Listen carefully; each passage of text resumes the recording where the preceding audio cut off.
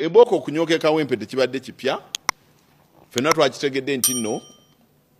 gavumenti webeeranga eri mu kalulu era nga akalulu ekaagala nabagamba dda nti kati ekizibu kya gavumenti eno akalulu tekayina era ekimanyi sirina kalulu naye kati gwa agivuganya weetegese otya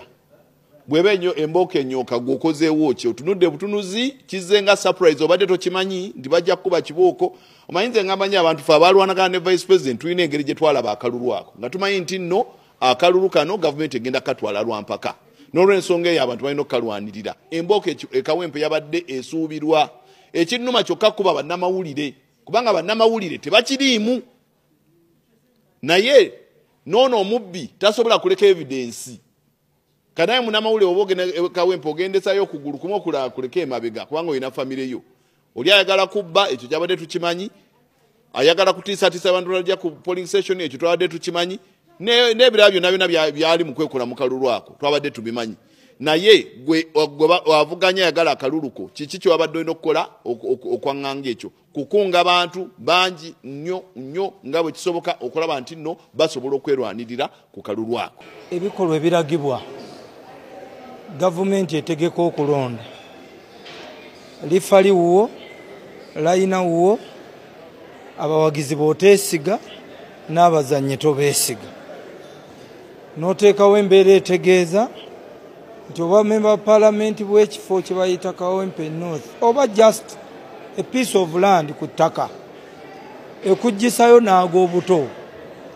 kiraga ebintu bisatu ekisooka nti naawe wennyini tokyerinamu bwesige nti owangula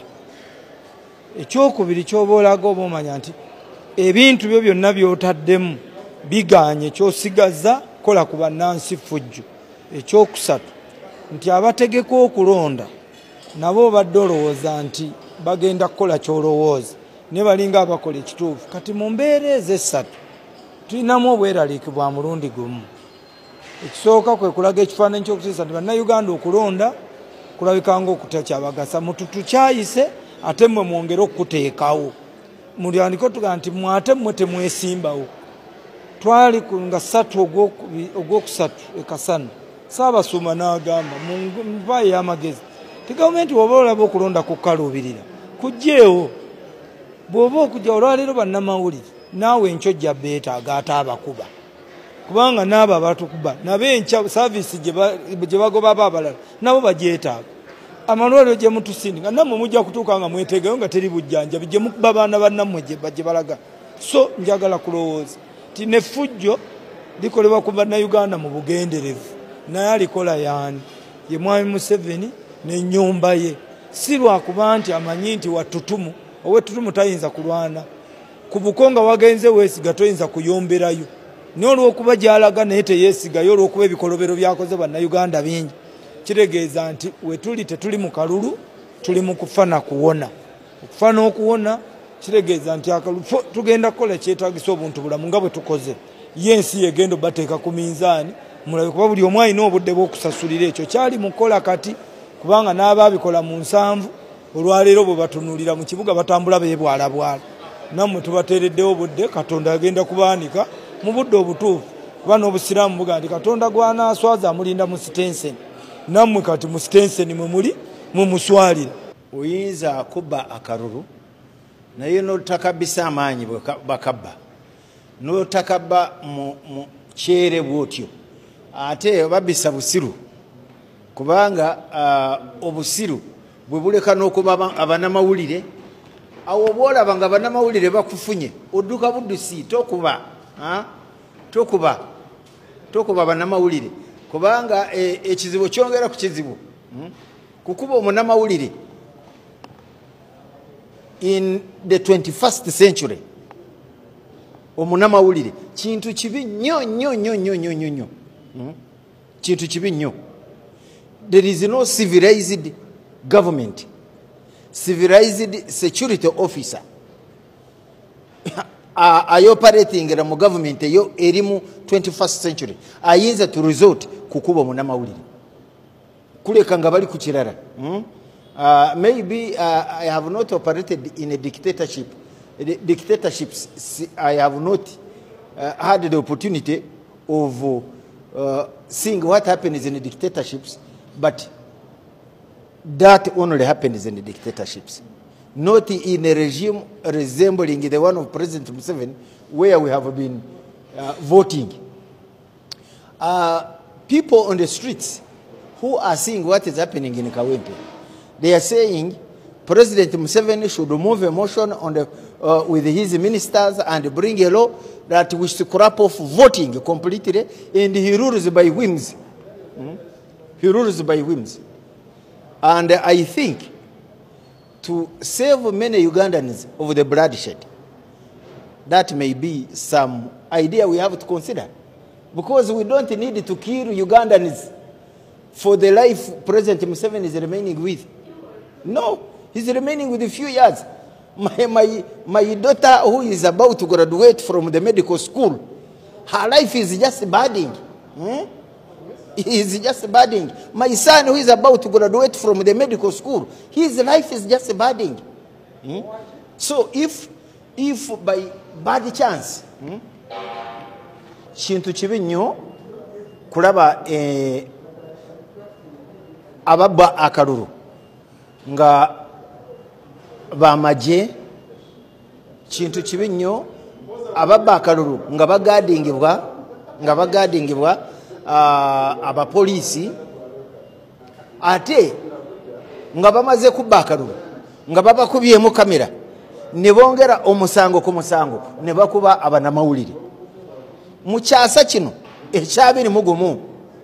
tewali gavumenti yonna eri mu kyasa kino eyinza kukuba omunamawulire. Omunamawulire kumukuba mu kyasa kino is abominable. Is abominable. Abantu weeru bagamba nti ekibalabye ekawempe government ya President Museveni erete ekiteeso oba etteeka mu parliament kulonda ekujjeko President Museveni afuge owalifiira kubanga tebaagala kulaba emirambo maiti z'abaana kubanga kino ekimulabye Kawempe kitulaga ekigenda kubeerawo mu omwaka ogujja oba guno nga guggwako kiyinza kubeera kintu kibi nnyo kulaba abantu baffe nga batandika kufa. Ate nange ndaba abantu aboogera bwe batyo nga baleeta etteeka President Museveni afuge bwayagala. Nkiraba nga emyaka gya President Museveni gyasigazizaayo si eyinza kumalako Uganda. Ebya change oba biganye tumuleke afuge myaka gyasigazizaayo si esaanidde kuta obudde bwa muwala wange ali kumpi kuva ku medical school. Si obudde obwa mutabani wange kuta mutabani wange ali kumpi kuva ku medical school. Obulamu bwe bwakatandika myaka 2 myaka 10 si myaka eyinza kututawanya nnyo. N'Abanyaluganda tutandike kulowooza ku kintu ekye bayita damage control kubanga bino bye tulabye if elections zigenda kubeera bweziti buli constituency tugenda kubeera tutya. Akalulu akalibadde kye bayita free and fair nga kabwenkanya n'amazima ate kabeeramu bino. Mwami Byabakama mwennyini yatugamba nti kagenda kubeera kalungi nnyo. Tetwamanya nti by kalungi yali ategeeza bino kuba abantu kwasa bintu byabwe. Nze nga Shadow Minister wa Information nze ndowooza bannamawulire be bamu ku batuyambako okutulaga ebigenda maaso mu ggwanga. Kati ate bwe babakuba nga bagenze okulaba nti akalulu kano ke batugambe kagenda kubeera kalungi nnyo, kagenda kubeeramu eddembe, bagenze okulaga eddembe eriri ate mubakubyekubye mubamenyeemenye ebintu bya mubimenyeemenye. Nze ndowooza gavumenti eddemu yeetereeze ddala twagala okulonda kubeerewo oba nedda. Baba tebaagala bibiina kibayita multi-party dispensation nti tebaagala bibiina byanjawulo okubeera mu ggwanga babijjewo tumanye nti kakati NRM yefuga genda fuga paka we balifa n'abalala bajje naye bwe tubanga ssemateeka tuwa eddembe okubeera mu bibiina bye twagala n'okuvuganya mu kalulu ate lwaki abantu babakuba waki babalemesa nabamu babatisiza batidde okugenda okulonda nze ndowooza okukuba bannamawulire kyekimu ku bintu bigezaako okutiisatiisa eggwanga nti akalulu ke tugendamu aka general elections abantu bakatye abantu balemerere okugenda okulonda kubanga balinga bateekawo president nti mu kalulu akajja mweteketeke kino kyekigenda okuba olaba wano okumpi e Kampala kibaddewo nze nkubiriza bannayuganda temutya bwe tuba nga twagala okukyusa obukulembeze bw'eggwanga lino tetulina kutya tugende tukole kituteekeddwa okukola mu mateeka nga tutukoze effujjo wabula bano abatukolako effujjo tubalabise tulage eggwanga nti kyebakola kikyamu. President Museveni ne ttiimu yo bwe muba nga temwagala Uganda kubeera mu bibiina bya njawulo mulangirire nti NRM yeeyina okufuga ekibiina ekigenda okubeerawo paka bwe mulifa naffe tujje tumanye okusinga okutukwenyakwenya nti waliwo ebibiina ebyenjawulo ate nga byo temubikkiriza kwetaba mu kalulu.